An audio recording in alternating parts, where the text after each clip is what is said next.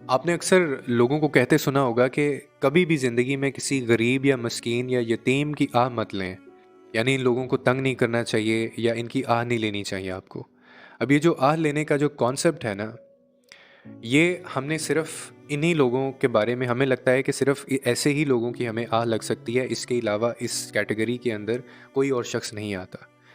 तो हम ये समझते हैं कि सिर्फ़ कोई यतीम ना हो, कोई मिस्कीन ना हो, कोई गरीब ना हो, बाकी हम सारे लोगों के साथ ज़्यादती कर सकते हैं।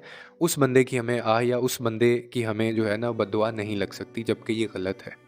क्योंकि हमारे ज़हनों में ये चीज़ डली हुई है और हम लोग फिर इनके अलावा बाकी सबको दुःख, तकलीफ़ या तंग करना, अज़ियत देना, हम उसको बड़ा लाइट लेते हैं कि शायद ये बंदा खुदा के पास नहीं जा सकता, ये या ये अपना मामला खुदा के पास नहीं छोड़ सकता, उसके पास नहीं भेज सकता।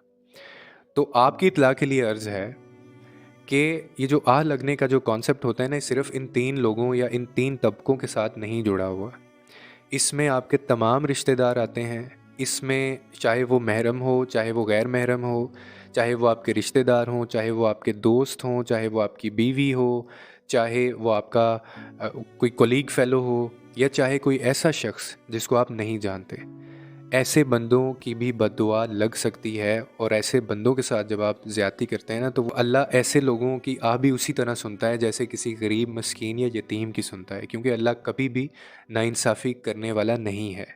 इसी तरह आपने सुना होगा कि जी ये बड़ा नमाज़ी है, ये बड़ा नमाज़ी है, 5 वक़्त की ये नमाज़ पढ़ता है, तो इसको आप कुछ ना कहें, ये तो बड़े हाजी साहब हैं।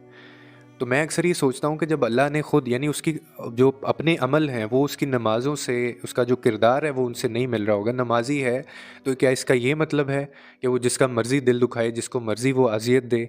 आगे से फिर ये आगे जस्टिफ़िकेशन आती है कि जी ये नमाज़ी है, इसको कुछ नहीं कहना। जब अल्लाह ने ऐसे लोगों, ऐसे मुनाफ़िकीन के बारे में कहा हुआ है कि मैं ऐसे लोगों की नमाज़ें इनके मुँह पे मारूँगा, तो फिर आप भी ऐसे लोगों की नमाज़ें मुँह पे मारें और इनको जवाब दें, जो ये डिज़र्व करते हैं। इसी तरह जी ये बड़े हाजी साहब हैं, जी ये बड़े अल्लाह वाले हैं, इनको आप कुछ ना कहें। अगर इन्होंने कुछ गलत कर भी दिया है, कह भी दिया है, तो इनको आप कुछ ना कहें कि जी ये बहुत अल्लाह वाले हैं। तो मैं अक्सर सोचता हूँ कि अगर अल्लाह वाला होता, तो ऐसी बात ही क्यों करता? और मैं आज आपको बता रहा हूँ कि चाहे आप अल्लाह वाले हैं, चाहे आप नमाज़ों वाले हैं, चाहे आप हज रोज़े वाले हैं, चाहे आप हाजी साहब हैं, अगर आपने ज़िंदगी में किसी के साथ ज़्यादती की है, किसी का दिल दुखाया है, किसी का दिल तोड़ा है, तो इन सारी चीज़ों का आपको हिसाब देना पड़ेगा और ख़ास तौर पे उस वो जो खालिक है, उसके बंदों के साथ आपके जो मामलात होंगे, वो बंदों के साथ ही हल होंगे। वो खुद कहता है, वो इस पे खुद बहुत क्लियर है। ये उस रोज़ आपको ये कहा जाएगा कि पहले उस बंदे से माफ़ी माँग कर आओ, पहले उस आँख को देखो जो जो तुम्हारी वजह से दुनिया के अंदर रोई थी, भीगी थी, वो नम हुई थी। पहले उसका तुम हिसाब दो, उसके बाद तुम मेरे पास आना। तो तब हम वहाँ पे क्या करेंगे? तब क्या हमारी वहाँ पे नमाज़ें काम आएँगी? तब क्या हमारी इबादतें काम आएँगी? इसका मतलब है कि हम भी अल्लाह ताला को बेवकूफ़ बनाते रहे सारी ज़िंदगी। कि हम ये समझते रहे कि हम लोगों के साथ ज़्यादतियाँ भी करते रहें, हम 2 नंबरियाँ भी करते रहें और साथ में हम इबादतें भी करते रहें और साथ में क्योंकि लोगों को हम दे लेंगे धोखा, लोग धोखा खा जाते हैं, लेकिन मेरा रब धोखा नहीं खाएगा। और मैंने कहा कि ऐसे लोगों का जो दर्जा होता है ना, वो सबसे निचला दर्जा होगा, जो मुनाफिक होंगे, जो ऊपर से कुछ थे, अंदर से कुछ थे, खुदा के साथ कुछ थे। और ऐसे लोगों के साथ तो मैं कहता हूँ क्या डील करना है आपने? जो दूसरों के साथ तो क्या, जो अपने साथ खुद सिंसियर नहीं होता।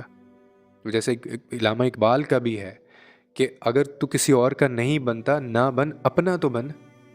आप अपना तो बन के दिखाएं किसी को। उम्मीद है आपको इस वीडियो से कोई ना कोई अंडरस्टैंडिंग मिली होगी। लोगों के लिए आसानियाँ पैदा करें, रब आपके लिए आसानियाँ पैदा करेगा।